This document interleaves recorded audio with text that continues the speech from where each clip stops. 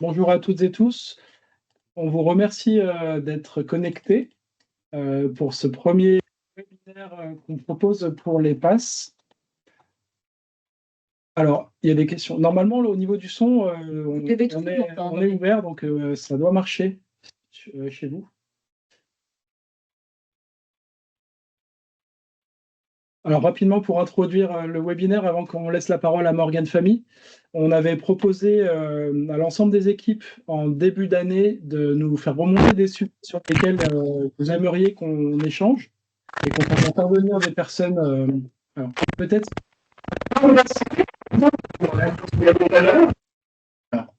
va les couper. Ouais, on va vous faire, si possible, désactiver vos micros pour le moment.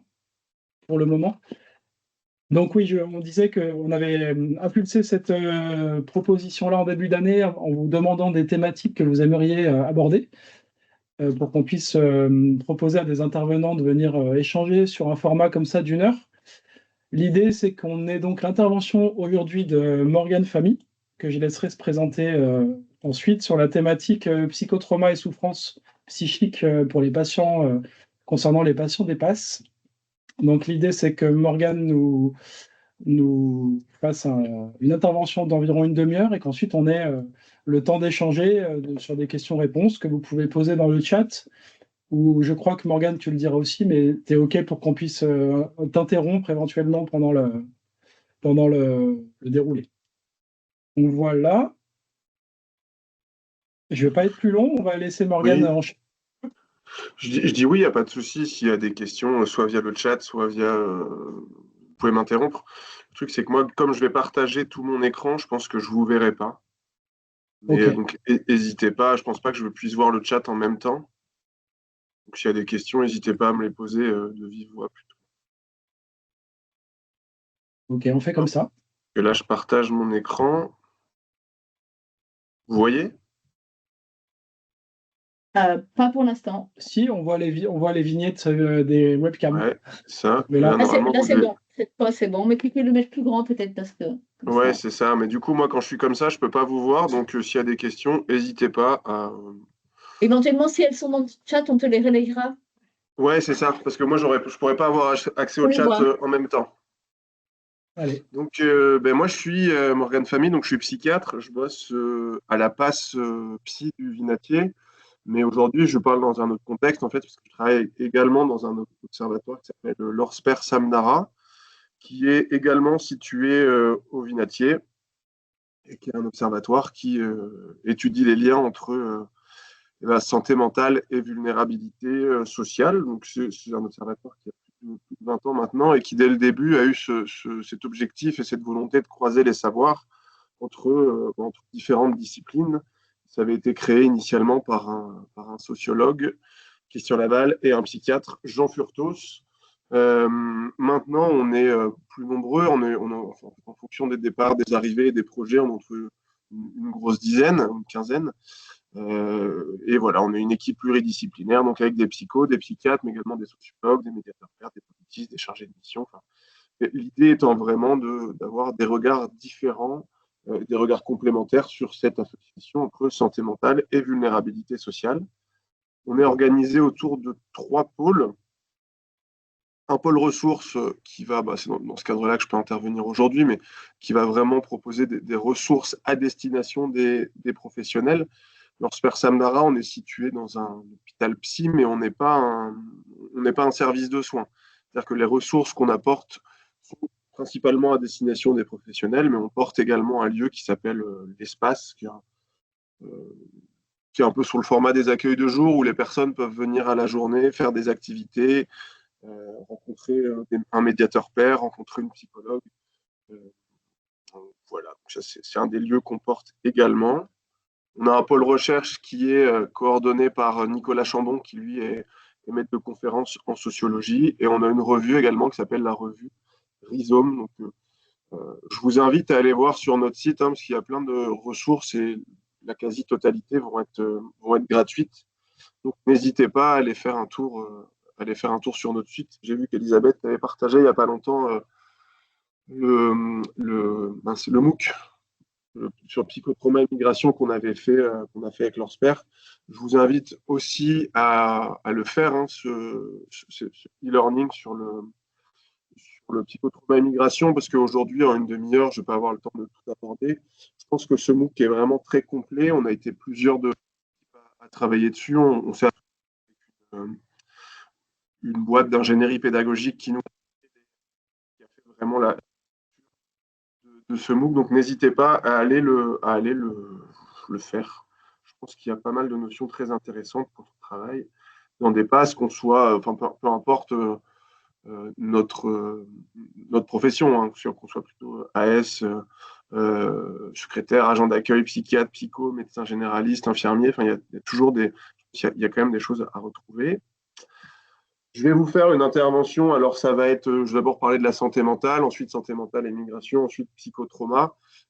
L'idée, c'est voilà, d'ouvrir certaines portes pour qu'on puisse après en discuter ensemble lors de questions-réponses. C'est pareil, donc si vous avez des questions, posez-les via le chat et on me les relaiera. Mais bon, l'idée quand même, c'est que ce soit un temps qui soit interactif, hein, pour que ce soit autant pour vous que pour moi, pour que ça soit le plus agréable, quoi, parce que lundi, c'est entre midi et 2, donc c'est bien si c'est un moment agréable pour tout le monde. Voilà pour l'intro.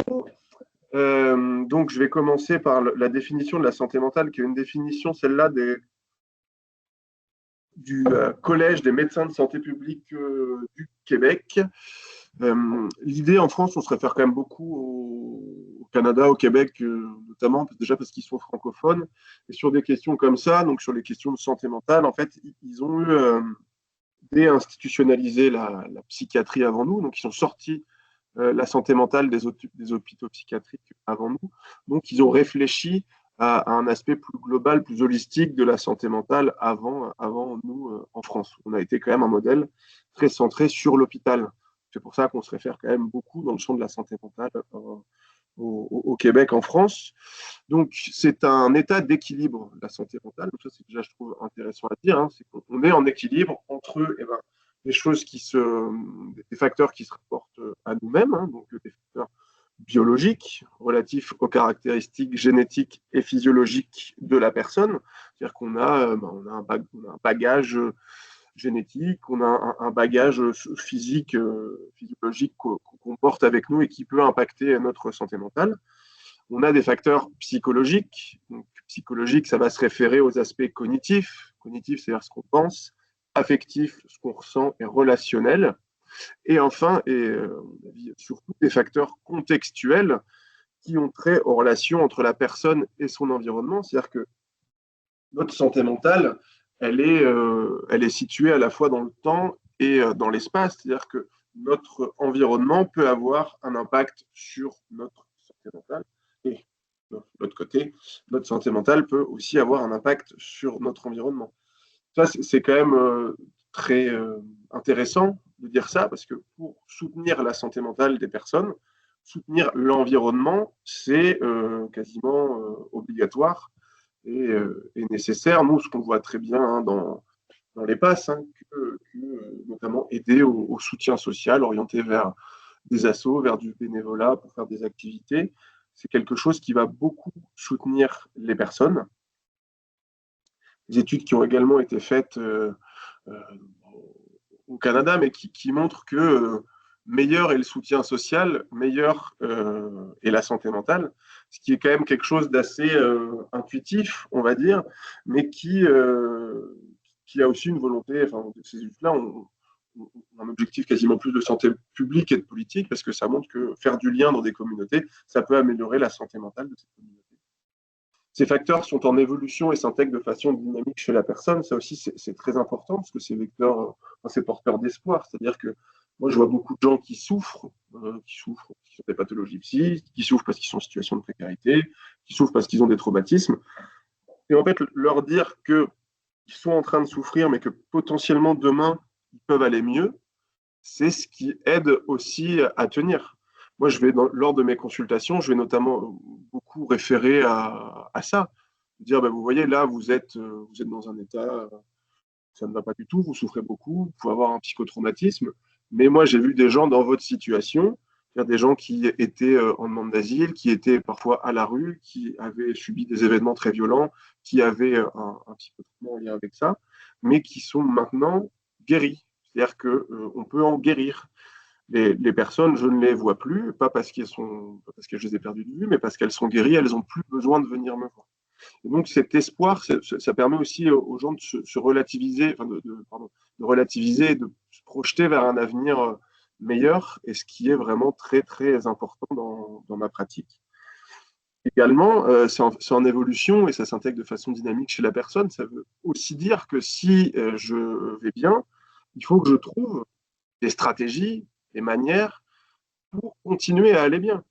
Ça, c'est ce qu'on appelle les stratégies de coping ou les stratégies d'adaptation. C'est aussi des choses qu'on peut travailler avec les personnes en expliquant question qui est toute bête, mais je vois des gens qui, là, sont en train de souffrir à un instant T, se dire, oui, mais quand vous avez déjà eu dans votre vie eu des adversités très importantes comme aujourd'hui, comment vous avez fait pour résoudre ces problèmes? Qu'est-ce que vous avez mis en place? Est-ce que c'était plutôt des pensées, des émotions? Qu'est-ce qui vous a aidé? Est-ce que c'était la famille, la spiritualité? Et on essaye comme ça de trouver avec les personnes des facteurs qui les ont aidés à résoudre certains problèmes dans leur vie.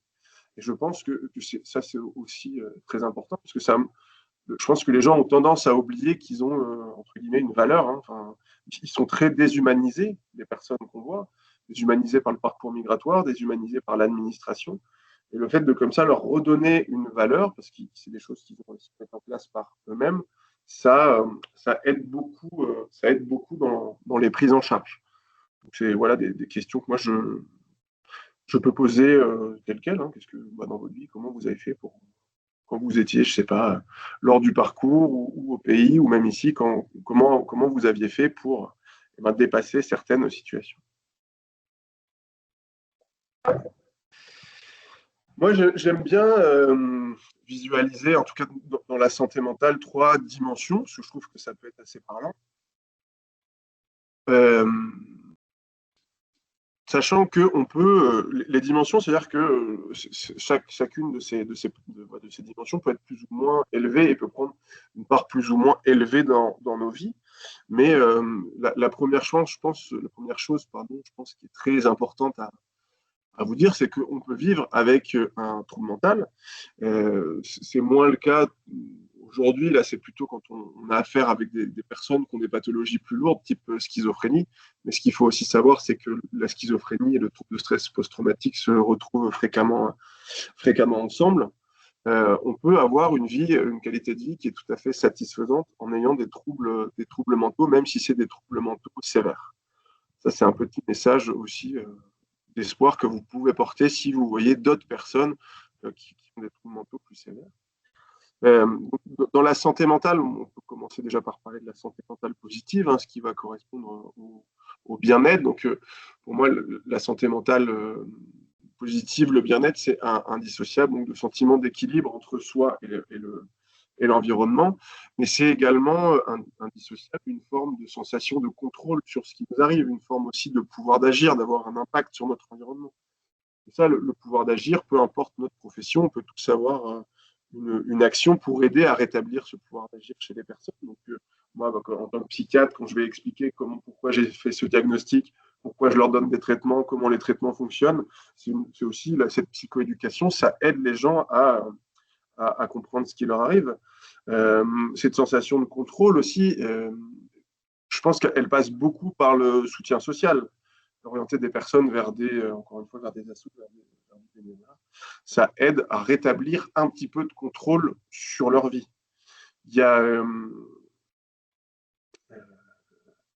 ouais, et puis en plus, quand on parle aujourd'hui de psychotrauma, je vous détailler les symptômes après, mais ce qui est vrai, c'est que les symptômes, entre guillemets, ils adorent le vide. Et moins les personnes sont occupées, plus elles vont avoir des symptômes du psychotrauma. J'en discutais pas plus tard tout à l'heure avec une dame que je voyais, qui me disait que depuis qu'elle faisait du bénévolat, elle allait beaucoup mieux parce que du coup, elle avait moins de temps de penser à ce qui lui était arrivé et du coup, dans la journée, elle avait moins de reviviscence qui lui venait, donc moins de flashbacks de ce qui lui était arrivé et que ça a vraiment un impact qui est très, très positif cet aspect occupationnel, parce que ça vient remplir le temps.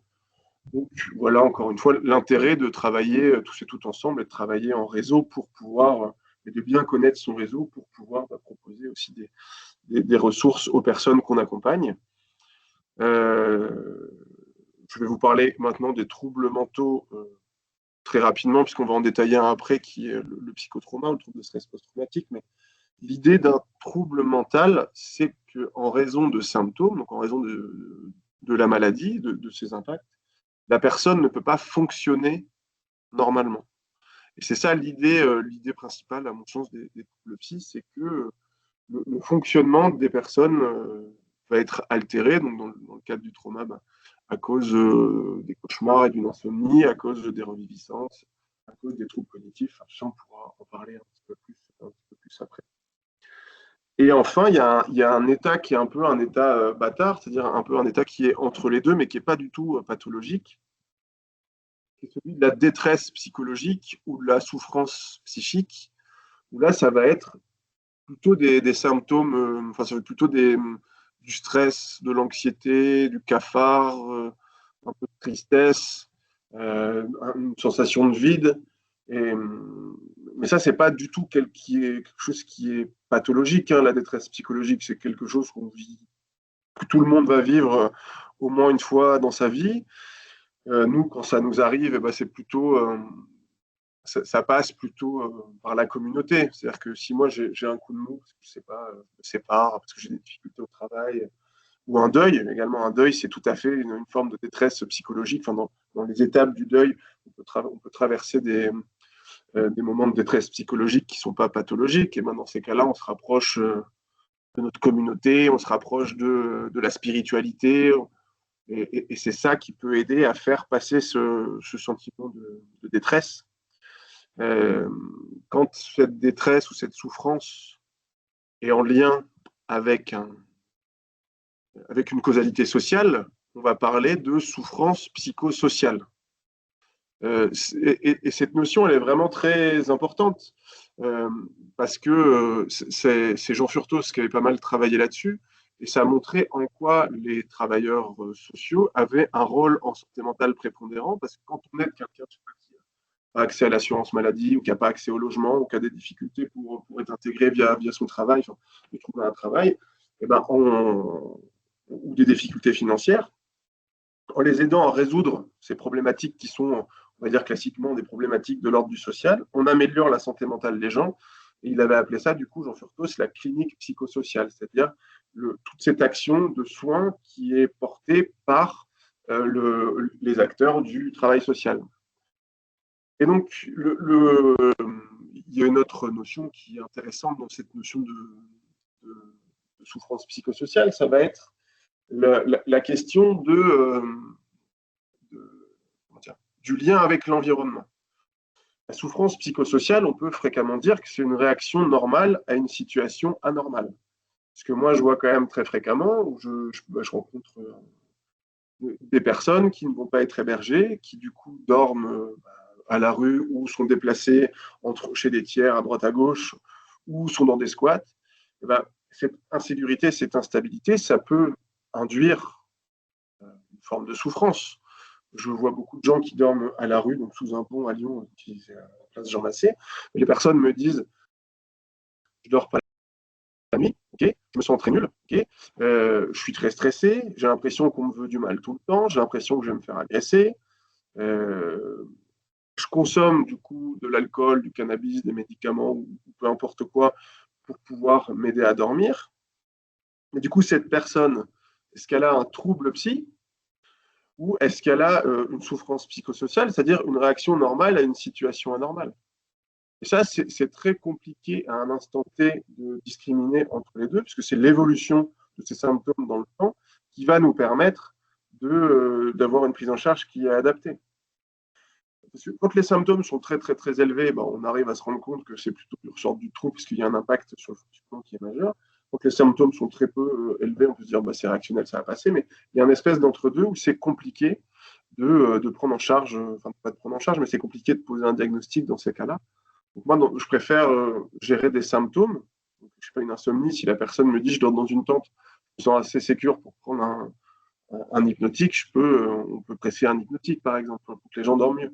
Mais on essaye de vraiment se concentrer sur le symptôme et pas forcément sur ce qui va causer, en termes de pathologie psy, ces symptômes. Parce que si c'est un trauma, mettre en place un antidépresseur ou thérapie centrée sur le trauma, parfois c'est compliqué. Alors, au moins, on me pose souvent cette question-là, comment je fais pour avoir repéré quelqu'un en état de souffrance psychique? C'est volontairement un peu imbouffable, hein, dans le sens où tout peut être signe d'alerte. Ce qui est par contre très important, et ça je pense qu'il faut vraiment que vous le sachiez, c'est que c'est un changement brutal qui va vraiment devoir attirer votre attention, parce que c'est ce qui justifie une prise en charge en urgence. Si c'est des changements plus insidieux, il va falloir qu'il y ait un coup d'œil psy, entre guillemets, dans la boucle. Si c'est très brutal, là, il va falloir qu'il y ait un avis psy qui soit rapide, parce que le risque, c'est la mise en danger de soi-même ou des autres, en fonction de quoi on parle, mais voilà, la rupture avec l'état antérieur, c'est le mot que je cherchais. La rupture avec l'état antérieur, elle est vraiment très, très importante. Et il y a des périodes à risque, hein, comme vous en doutez, l'obtention, le rejet du statut, l'entrée en hébergement, la sortie en hébergement, les grossesses, tout ça, ça va être des moments à risque pour les personnes. Si là, on rentre un peu plus dans le vif du sujet entre santé mentale et migration, la dernière grosse méta-analyse que j'avais retrouvée, moi, c'était en 2020, de Blackmore, qui montre que la prévalence de troubles de stress post-traumatique chez les réfugiés, hein, là, les mots sont importants, donc chez les personnes réfugiées, c'est pas tous les migrants, c'est-à-dire que les personnes, c'est pas toutes les personnes migrantes, c'est celles qui ont obtenu un statut à la fin, qui c'était plutôt pour la demande d'asile. Et c'est 30 à 70%, alors que dans la population générale, on va être entre 4, 7, 8% de prévalence de troubles de stress post-traumatique.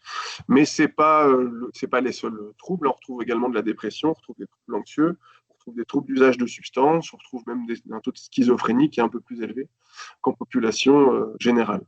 Alors, c'est intéressant de se dire ça, parce que vous se demandez pourquoi il y a une prévalence de pathologie psy qui est plus élevée chez les personnes en situation de migration. Est-ce que c'est parce que la migration, c'est une maladie? Probablement pas, mais c'est plutôt parce que la migration, en tout cas la migration contrainte, est un facteur de risque de développer des maladies, parce qu'elle expose à la violence et parce qu'elle expose à la précarité. Et donc, il faut vraiment imaginer, chez les personnes qu'on accompagne, en tout cas les personnes migrantes, là, là, il va y avoir un cumul de vulnérabilité.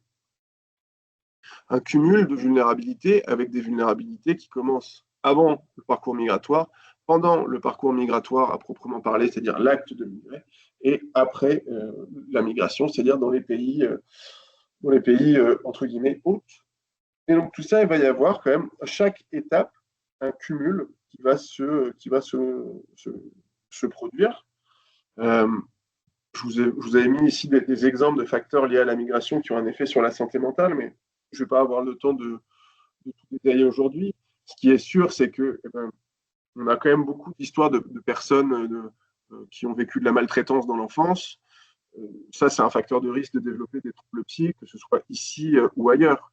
Des personnes qui viennent de zones de guerre où le support social, le réseau social a été fortement altéré, c'est un facteur de risque également. L'engagement politique, c'est un facteur de risque, à mon avis, plus parce que c'est un facteur de risque de développer d'être exposé à de la violence du fait de cet engagement. Vous savez bien également que là, c'est la migration, mais on devrait mettre un S à migration, c'est-à-dire qu'il y a des réalités migratoires qui sont complètement différentes. On voit des gens qui parfois peuvent arriver avec des visas. On voit d'autres personnes qui ont des parcours migratoires de plusieurs mois, de plusieurs années. Tout ça n'expose pas au même risque, mais ça expose à des risques, et ça, c'est tout à fait sûr, notamment là où les frontières sont de plus en plus sécurisées, donc qui implique frontières sécurisées, ça implique qu'il y a de plus en plus de risques et donc de plus en plus potentiellement d'événements violents que vont traverser les personnes. Moi, je voyais un peu la différence. Bon, ça commence à dater maintenant, ou même si je vois encore des personnes qui arrivent avec des visas, c'est-à-dire des personnes qui ont plutôt des socio-économiques des situations socio-économiques un peu plus élevées au pays et qui peuvent venir avec un visa, mais qui du coup, il n'y a absolument aucun temps d'adaptation. C'est-à-dire que c'est très brutal et quand on se retrouve d'un coup comme ça dans un autre pays, on n'a pas le temps de s'adapter. Et il peut y avoir ça aussi qui est au premier plan, c'est-à-dire la perte du statut social. Avoir une situation sociale très élevée dans son pays et se retrouver ici, en demande d'asile, à ne pas pouvoir travailler, à ne pas pouvoir subvenir aux besoins de sa famille, c'est souvent très très mal vécu par les personnes. Moi, je pense que, et c'est parce que je travaille dans une PAS, donc je vois beaucoup de personnes en situation de très grande précarité, que ces facteurs post-migratoires, que ces stresseurs post-migratoires sont ceux qui vont avoir le plus de poids, notamment l'incertitude vis-à-vis du statut, l'absence d'hébergement ou des hébergements qui sont plutôt indignes, on va dire, et le fait de ne pas pouvoir travailler sont vraiment ce qui va être le plus douloureux, en tout cas ce que me rapportent les personnes. Et finalement, les facteurs de protection, c'est un peu en miroir, hein, c'est avoir un soutien social et venir d'un plutôt haut niveau socio-économique, sachant que c'est ça qui va être très intéressant à mon sens, c'est que plus une pathologie est prise en charge tôt, meilleure sera son évolution. Donc il y a quand même, par exemple, les rendez-vous santé de l'OFI. Nous, c'est plutôt une réussite dans le sens où ils vont nous orienter des personnes très rapidement et généralement, le pronostic va être meilleur parce qu'on va pouvoir les prendre en charge beaucoup plus rapidement. Et là, on a fait santé mentale et migration, on va vraiment parler de psychotrauma. Donc, le psychotrauma, ça fait suite à un traumatisme. Quand on parle de trauma, on parle surtout de l'événement. Pour moi, un événement traumatique, c'est un événement qui vient faire fracture dans la vie de l'individu. Il y a deux définitions que vous pourrez lire un peu plus au calme. Il y en a une qui est du DSM, donc avoir été confronté à la mort, à une menace de mort, avoir été menacé dans son intégrité physique, de manière directe ou indirecte, ou que ce soit arrivé à une personne à qui on a effectivement dit. Là, il y a des critères. Et dans l'autre classification psychiatrique internationale, on va parler d'un événement qui va faire fracture dans la vie de l'individu. C'est-à-dire qu'il y a avant, il y a après un trauma. Mais ce qui est vrai, hein, c'est-à-dire que tout le monde a des événements plus ou moins douloureux dans sa vie sans qu'elle le fasse trauma. C'est-à-dire que dans le trauma, l'événement reste dans le présent. Ce n'est pas un souvenir, il ne parle pas dans le passé. Il est encore présent dans notre quotidien. Donc, le trouble de stress post-traumatique, c'est pas tant une pathologie du passé qu'une pathologie du présent. Après, ce n'est pas parce qu'on vit des choses terribles qu'on est forcément traumatisé. Et parfois, des choses qui peuvent, des événements qui peuvent quasiment nous paraître anodines peuvent faire trauma. Parce que le trauma, c'est la rencontre. Enfin, le psychotrauma, il découle de la rencontre entre un événement et un contexte de vie. L'événement, il a des caractéristiques propres, c'est-à-dire que s'il y a une dimension interhumaine, un humain qui fait du mal à un autre être humain, il y a plus de risques de développer des troubles de stress post-traumatique. Et comment la société dans son ensemble va accueillir la souffrance des victimes, ça va également déterminer l'évolution du psychotrauma. Moi, je vois des gens qui ont pu traverser des événements très violents sur la route, mais qui sont traumatisés, notamment un qui est traumatisé c'est une bagarre lors d'une distribution alimentaire. Et c'était pas, entre guillemets, c'est pas une bagarre grave. Enfin, il s'est pris un coup de poing. Il n'a pas été, on n'a pas mis de coup de couteau, autre chose comme ça. C'est un peu bizarre de dire ça comme ça, mais ce que je veux dire, c'est que là, le contexte, il est très important parce que cette personne, elle le dit bien, elle a vécu, je pense, des événements plus violents au pays ou sur la route qui n'ont pas fait traumatisme. Mais ici, d'une part, il y a eu un cumul de vulnérabilité. D'autre part, cette personne pensait être un minimum accueillie, elle se retrouve à la rue, déboutée de l'asile, et en plus dépendant donc des associations, à devoir faire la queue pour pouvoir avoir à manger. Et en plus, quand on fait la queue, quelqu'un le double, il dit quelque chose et il se fait agresser. Donc là, le contexte, il est vraiment très important aussi à prendre en compte quand on fait nos évaluations. Les symptômes du trouble de stress post-traumatique, donc c'est ce qui va découler de cet événement.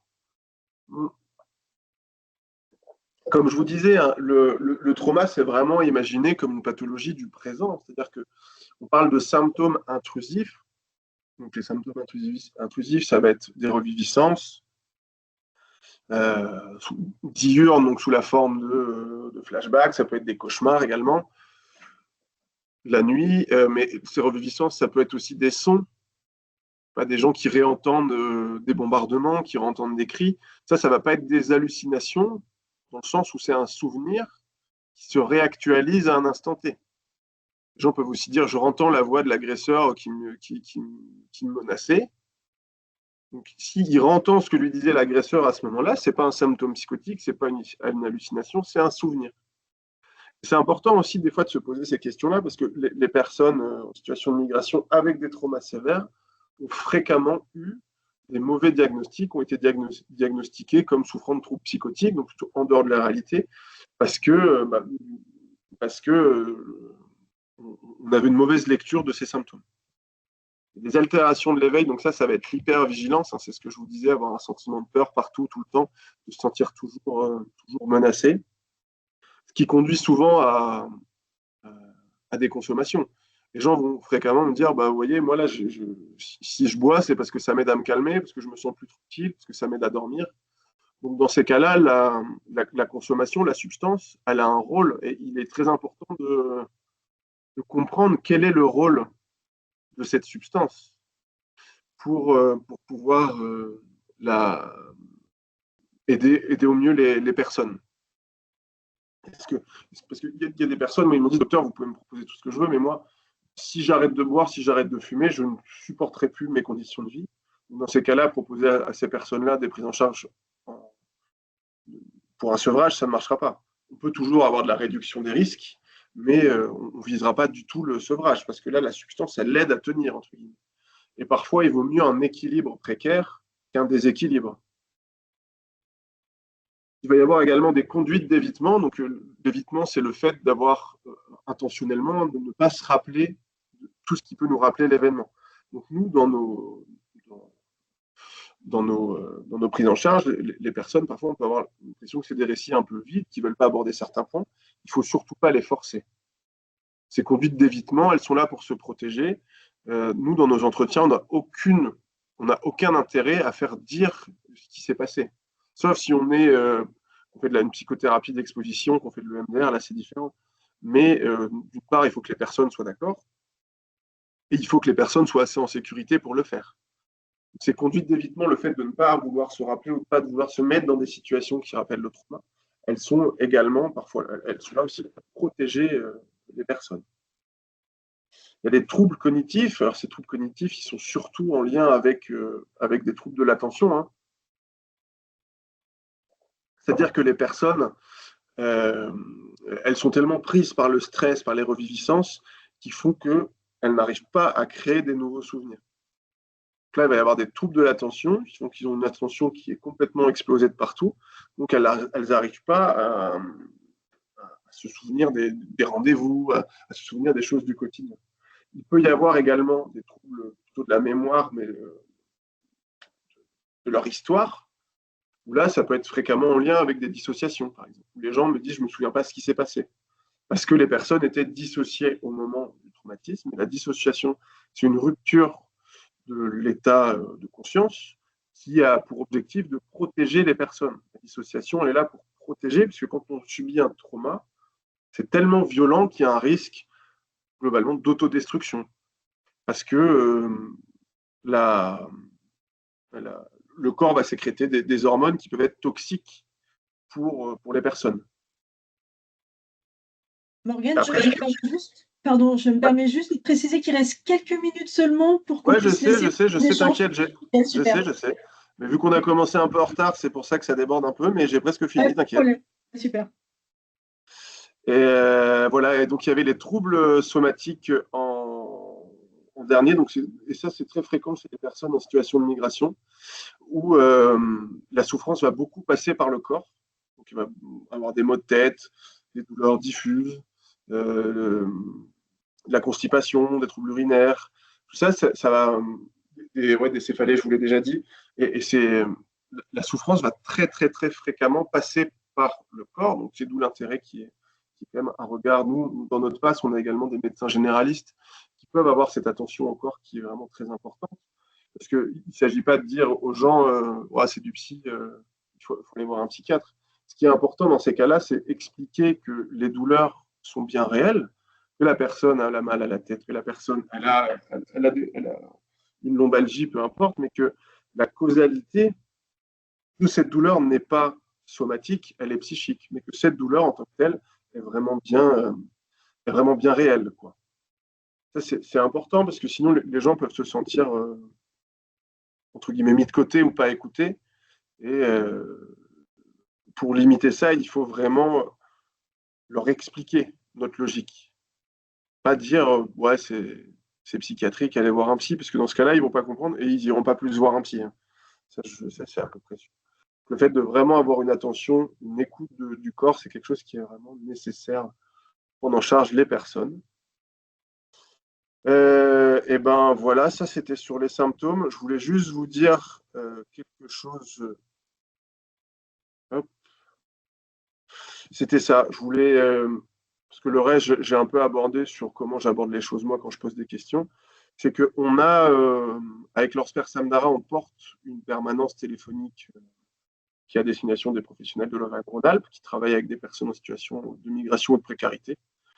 Que si jamais vous vous posez des questions sur la clinique, sur les symptômes, si jamais vous cherchez des orientations, ou même si jamais vous avez besoin de discuter avec des professionnels en santé mentale, vous pouvez nous contacter. Nous, souvent, c'est ça qui se passe. Hein, je pense qu'on est beaucoup là pour faire tiens. C'est ma collègue Serena Talarico qui est psychologue, qui travaille principalement sur cette permanence. Et n'hésitez pas, si vous vous retrouvez dans des situations qui sont compliquées, à pouvoir en parler avec nous. Moi, j'interviens plutôt en deuxième ligne, c'est-à-dire s'il y a des questions vraiment d'ordre psychiatrique, de diagnostic ou de traitement. Mais donc, n'hésitez pas à nous contacter. Voilà.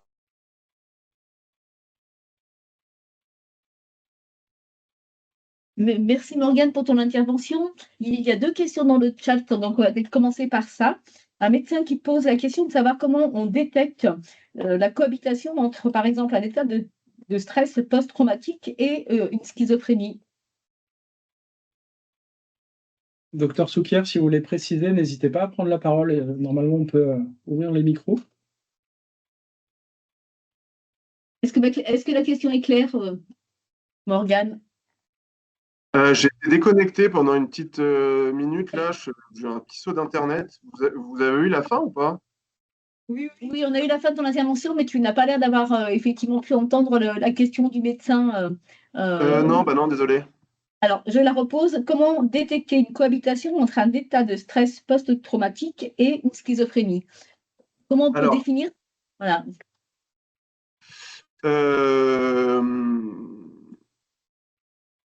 C'est-à-dire que les symptômes ne vont pas être tout à fait les mêmes. C'est-à-dire qu'une schizophrénie, il va y avoir souvent une prédominance d'hallucinations, d'idées délirantes, une désorganisation. Moi, ce qui m'aide beaucoup à un instant T sur une consultation, notamment dans le cadre de l'urgence, ça va être le contact. Comment les gens se présentent. Dans les traumas, même si c'est des traumas complexes, des traumas sévères, généralement, le contact il va être préservé. Dans la schizophrénie, sauf quand les gens sont plutôt compensés, il va y avoir une altération du contact avec des bizarreries, avec parfois un discours qui va être plus désorganisé, avec parfois des attitudes d'écoute ou des choses comme ça, qui fait que le contact va être différent. Je voyais que l'autre question, c'était comment l'un va influencer l'autre. On retrouve fréquemment trauma et schizophrénie, c'est une comorbidité qui est assez classique. Après, comment la présentation une personne qui a une schizophrénie peut avoir des symptômes typiques aussi de troubles de stress post-traumatique, avec des reviviscences, avec une hypervigilance, avec des conduites d'évitement. Donc ça, les personnes qui ont des schizophrénies peuvent avoir des symptômes en plus. Ce qui est par contre fréquent chez les personnes avec schizophrénie, c'est ils peuvent développer des traumas après avoir eu une schizophrénie. Et dans ces cas-là, ça va souvent être malheureusement en lien avec parfois de ce qu'ils vivent comme de la maltraitance à l'intérieur de l'hôpital. J'ai vu des personnes avec des schizophrénies qui ont fait des psychotraumatismes sur des mises en isolement, des contentions, des injections. J'ai également vu des personnes avec schizophrénie qui ont pu faire des traumas sur leurs hallucinations, sur leurs idées délirantes.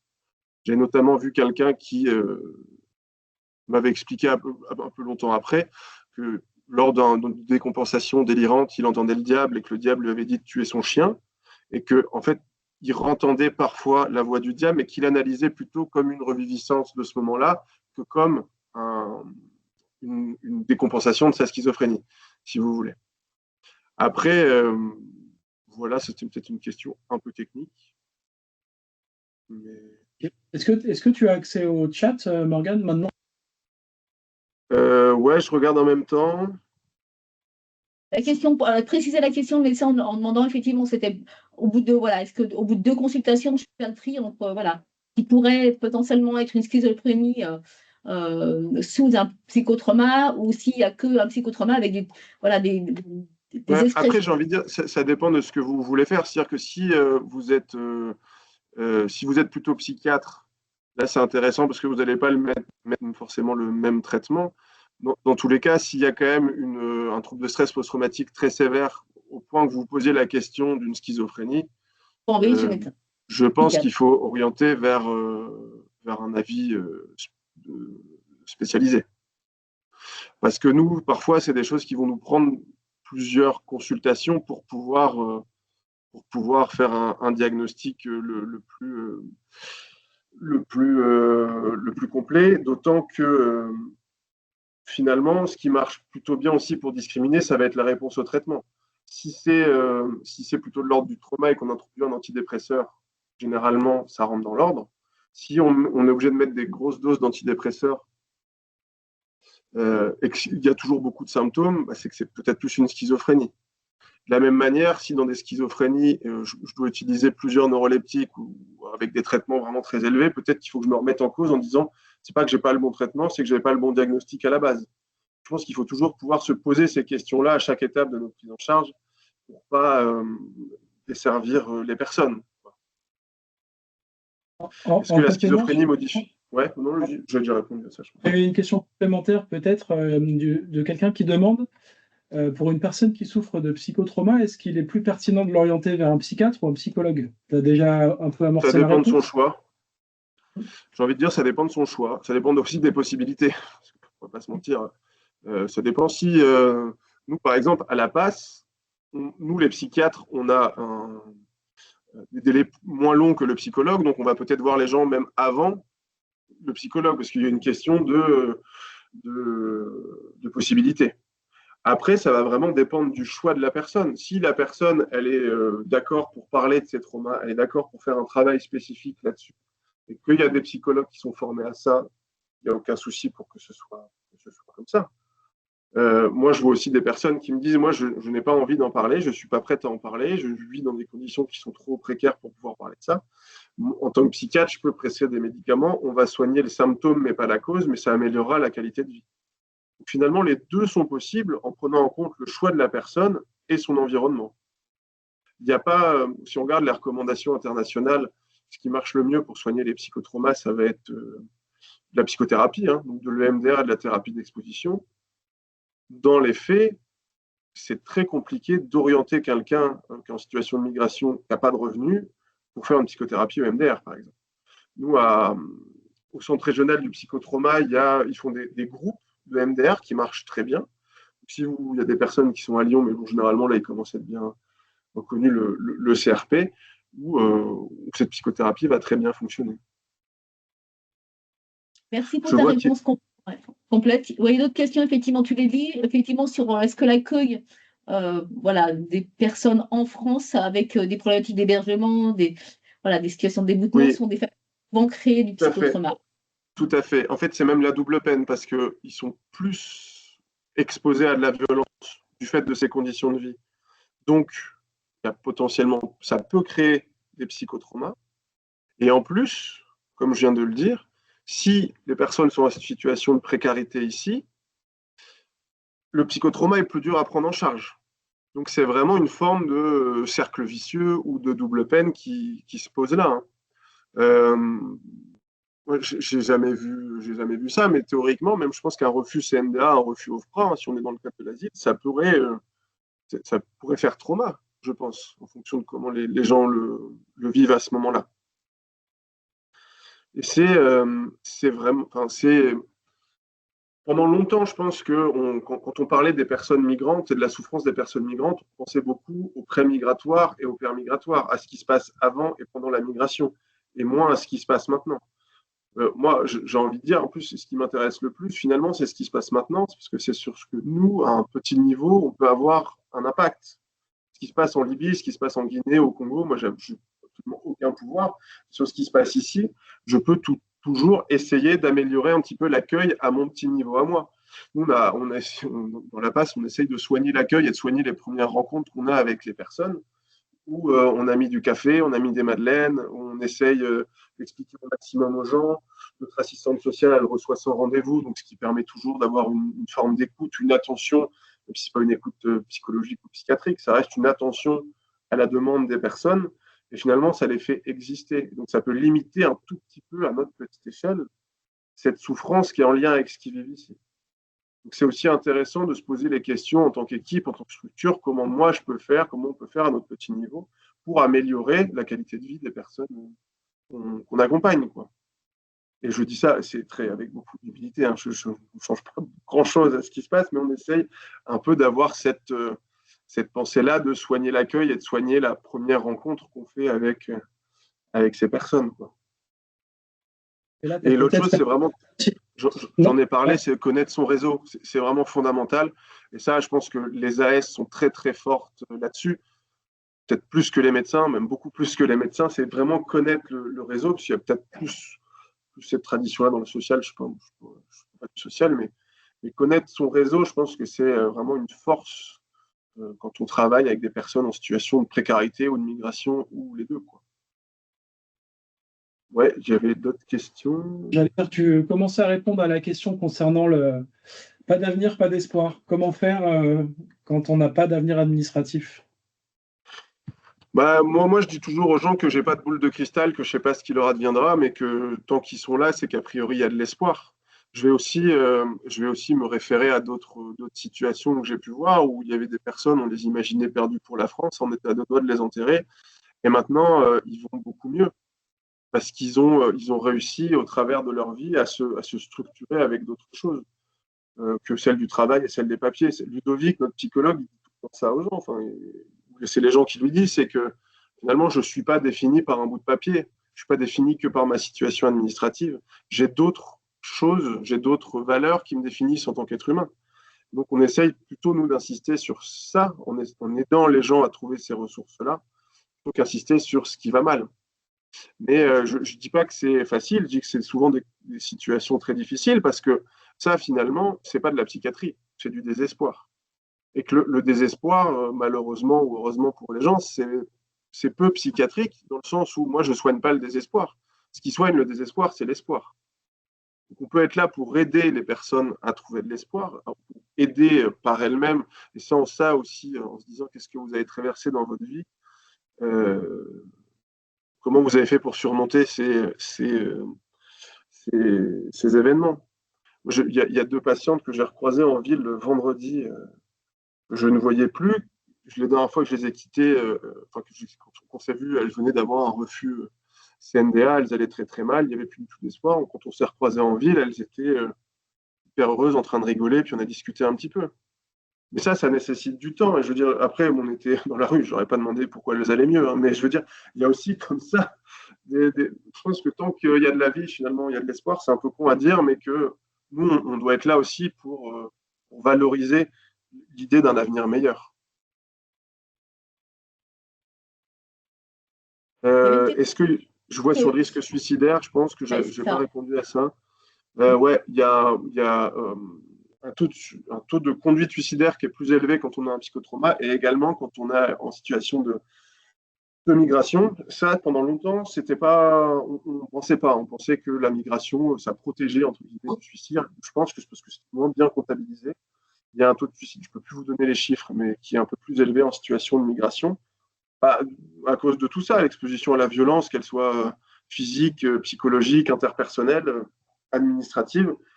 Le désespoir également. Moi, je vois beaucoup de personnes qui font des crises suicidaires au moment des refus. Refus OFPRA, refus CNDA, refus d'un titre de séjour.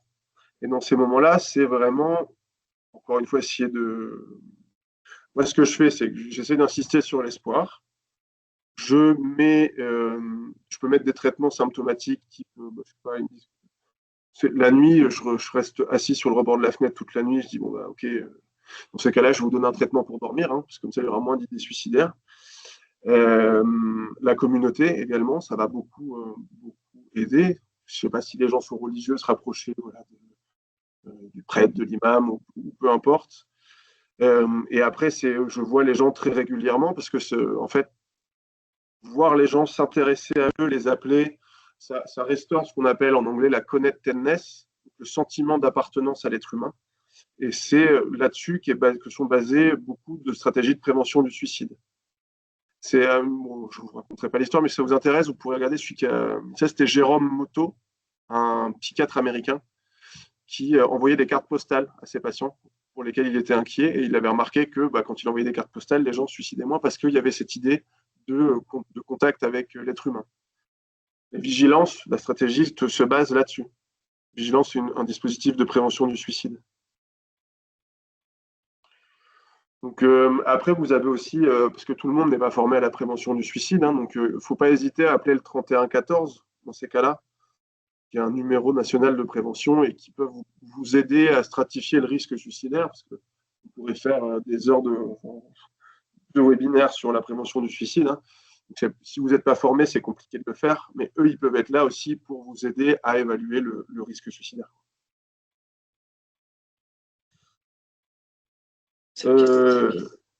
Ouais. Par rapport effectivement les quelques molécules et les dosages dans le cas des psychotraumas, est-ce que tu as quelques éléments que tu pourrais donner? Ça, il y a la liste qui souvent généralement en première intention. Alors, gros message prévention, on évite les benzodiazépines. Moi, je les mets en 2 ou 3e intention. Hein. Je ne mets jamais en première intention des benzos. Première intention, c'est médicaments antidépresseurs type ISRS, donc sertraline. Il faut aller de 50 mg à 200 mg.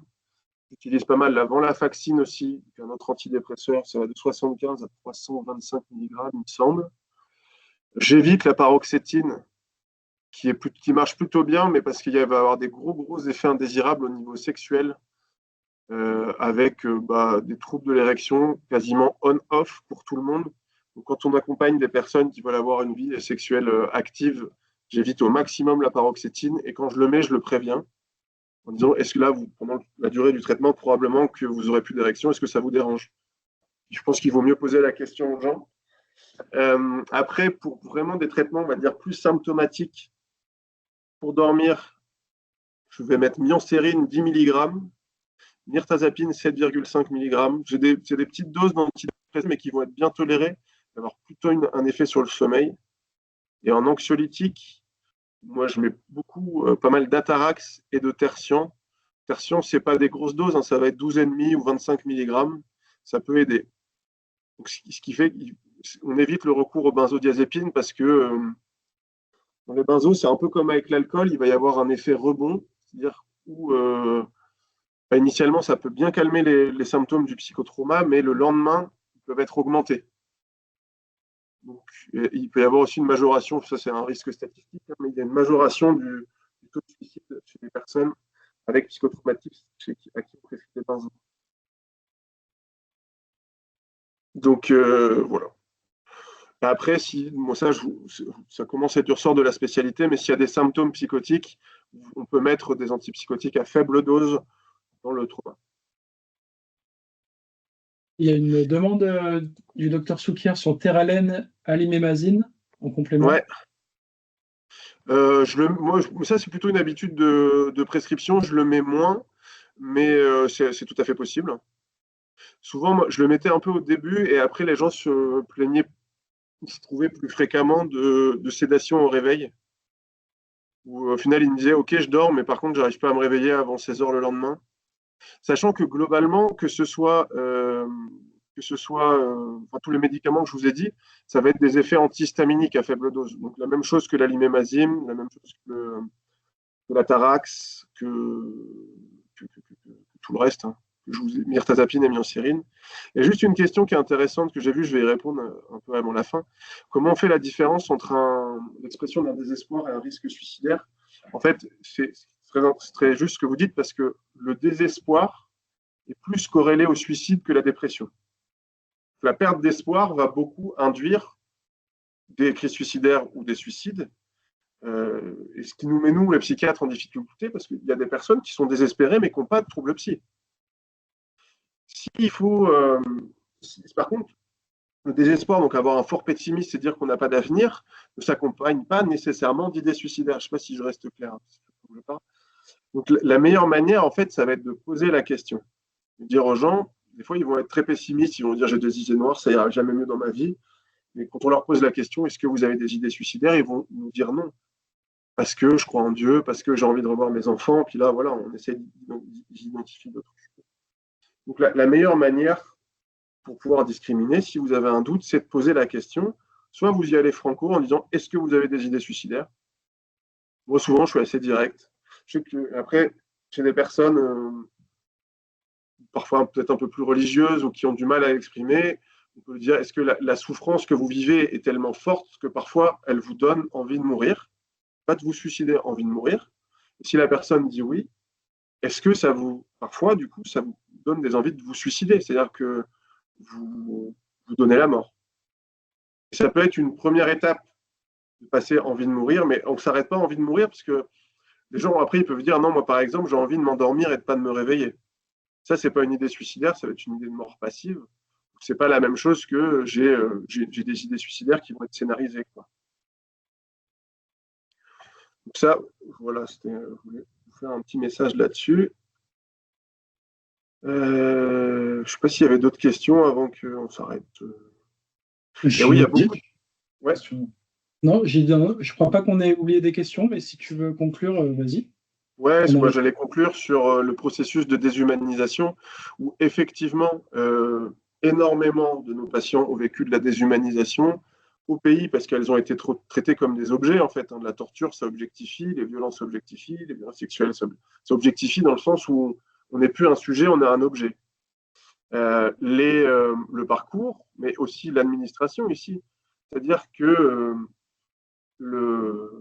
l'administration, elle nous traite comme des objets, mais c'est un peu le propre de l'administration. Le problème, c'est quand notre vie dépend de ces administrations. Dans ces cas-là, nous, je pense que notre rôle, quand je vous parle de soigner l'accueil, c'est parce que ça permet une réhumanisation. L'humanisation, elle se fait pas, il n'y a pas un médicament qui réhumanise. La réhumanisation, elle se fait au travers de l'accueil, elle se fait au travers de l'écoute, elle se fait au travers du bénévolat. Moi, j'ai un collègue qui disait les gens qu'on voit, ils ont été confrontés au pire, au meilleur de l'humanité. C'est-à-dire au pire, si on leur fait subir des choses, et puis à côté de ça, ils arrivent ici, il y a des personnes bénévoles qui seraient prêtes à leur donner leur chemise, quoi. Il y a un truc vraiment où ils sont sur le panel de l'être humain, ils sont vraiment confrontés à tout.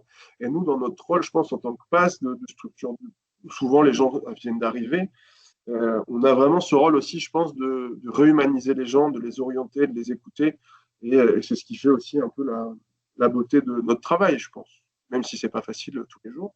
Il y aura, je pense, c'est vrai que je n'ai pas pu vous parler aujourd'hui de l'impact sur votre propre santé mentale, mais c'est quand même quelque chose qui est à surveiller, je pense. Sa santé mentale à soi, je veux dire. Merci Morgane, effectivement, je crois que les équipes ont vraiment besoin d'avoir des soutiens et en particulier de l'aide dans leur pratique avec des thérapeutes qui peuvent les accompagner. Et je crois qu'il y a beaucoup d'équipes aujourd'hui qui ont cette chance-là. Après, l'important, c'est aussi effectivement la capacité de partage et d'échange dans l'équipe sur le vécu qu'ils ont par rapport à des patients qui les ont mis à mal et pas garder ça à soi tout seul. Et puis, comme tu disais, l'importance du réseau, comment les PASS, elles s'appuient sur effectivement toute la sauce, les bénévoles, trouver le bon partenaire pourra apporter quelque chose qui va redonner un peu de l'espoir ou en tout cas de la sérénité à des personnes qui sont dans une galère pas possible. Et je pense que ça, c'est hyper important. Se dire que c'est pas Complètement. grand-chose, c'est essentiel. Oui, tout à fait. Ouais, je pense que c'est les petites choses qui deviennent des grosses choses. Petit à petit, il y a un effet boule de neige où là, ça va être un effet. On va essayer d'entrer dans un cercle vertueux aussi. Je pense que c'est très important de garder une part de flexibilité, de souplesse dans notre accueil et une forme de créativité également dans nos accompagnements. Alors, il y a un médecin qui pose le problème de l'accès au psychiatre. Oui. Que c'est dans beaucoup de territoires. Ça, malheureusement, moi, je ne pourrais pas y faire grand-chose, mais effectivement, dans ces cas-là, c'est souvent les médecins généralistes, les psychologues, parfois les EMPP qui vont prendre ce poids-là. Il y a aussi une question, l'idée de faire un webinaire sur le trauma vicariant. Mais on regarde. Je pense que ça pourrait être pas mal. L'Alpress, oui, c'est vrai que j'ai oublié de vous le citer. Pour les cauchemars, l'Alpress, ça peut marcher plutôt bien. Il faut juste faire attention à l'hypotension, parce que du coup, c'est un antihypertenseur. Moi, je monte par palier de 2,5 mg jusqu'à 10 mg. S'il n'y a pas d'effet, je ne vais pas plus haut. Je pense que théoriquement, on peut aller jusqu'à 20. Mais je trouve que déjà à 10, il n'y a pas trop d'effet. L'Alpress, c'est assez on-off. Hein. Vraiment, sur les cauchemars, ça peut très bien marcher. Mais si on monte trop haut, le risque, c'est qu'après, les gens, dès qu'ils se lèvent, ils font des hypotensions et c'est très compliqué. Je suis désolé, je vais devoir vous laisser parce que j'ai une consultation. Mais merci en tout cas à la cohorte de dépasse de m'avoir invité. C'était un plaisir. Merci pour ton intervention. Merci à tout le monde. La prochaine date, pour ce webinaire, on vous enverra le lien de la vidéo dans quelques jours. Ouais, et la prochaine date du prochain webinaire, on l'a mise dans le chat. Donc ce sera le 23 juin, toujours à 13h, toujours un lundi. Et on parlera de l'interculturalité dans les soins avec le docteur Bouzna et le docteur Marie Pizzetti. On vous tiendra au courant de toute façon. Allez, merci beaucoup. À vous tous. Merci. Bonne journée, bonne semaine. Bon après-midi. Au revoir.